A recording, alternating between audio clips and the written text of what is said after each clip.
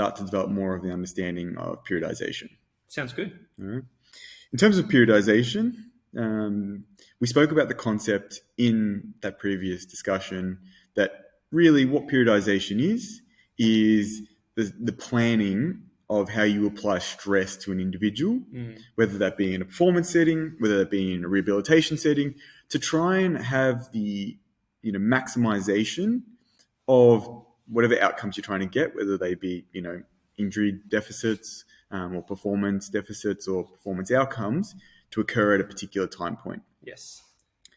And it's a topic that I think is really interesting because there is a lot of discussion that gets used where there's a concept that people believe in models as being accurate and being acceptable almost verbatim in terms of how they're structured. Yet, if you go looking for evidence to support a particular structure of periodization, it falls down really quickly. Yes. And what like the question straight, and I'll open up the discussion for you, Jack, is like, why is that? Well, I think the first question we have to ask ourselves is, when we plan training programs, how much can we predict the adaptation of that individual over time?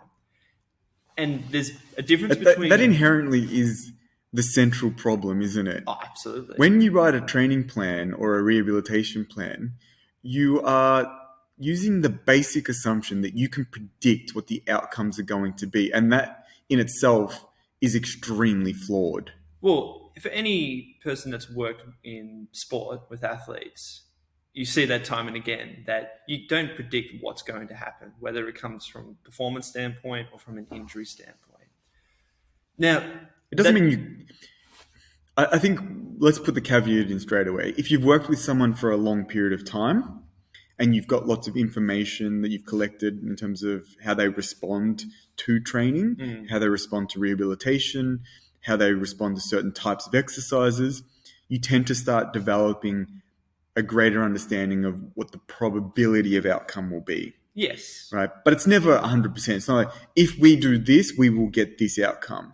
And it's not to dismiss that you don't have planning in the process. Like, clearly you're going to have some structure, and that's going to be based on, from a rehabilitation side, based on the type of injury that they have, or from a performance side, based on the time of season, competition, so on. But clearly that plan needs to be very flexible and dynamic in terms of how it changes. And this is something that I remember when I was doing my master's in exercise science and learning about periodization.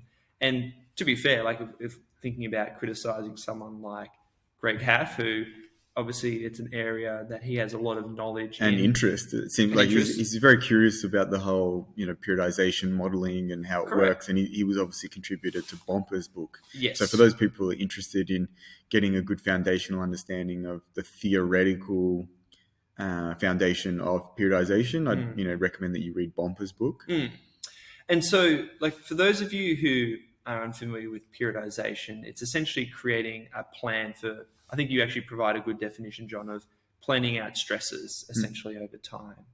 But if we look at it from a research perspective, the amount of research within periodization is quite limited. And I think that makes a lot of sense because it's actually quite a difficult thing to do, where you need to get a group of people who are relatively homogenous, and that's usually going to be limited to a particular sport. So we always need to think about the application of that particular sport, or whether it's a team or an individual sport, to other population groups.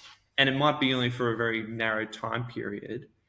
And I think the other really important thing that's worth highlighting is you also need to think about what are the appropriate types of stresses you need to apply to that population group at a point in time, and understanding that that's dynamic in nature and it changes over time. Yep. One of the things that we can clearly take away from the periodization research, though, is that variability is obviously useful, but we probably need to think about what variability actually means. It doesn't mean that, well, you're changing everything correct, all the time. You're a soccer player, so you should go play golf for a training block. Yeah. Variability in stresses is really important,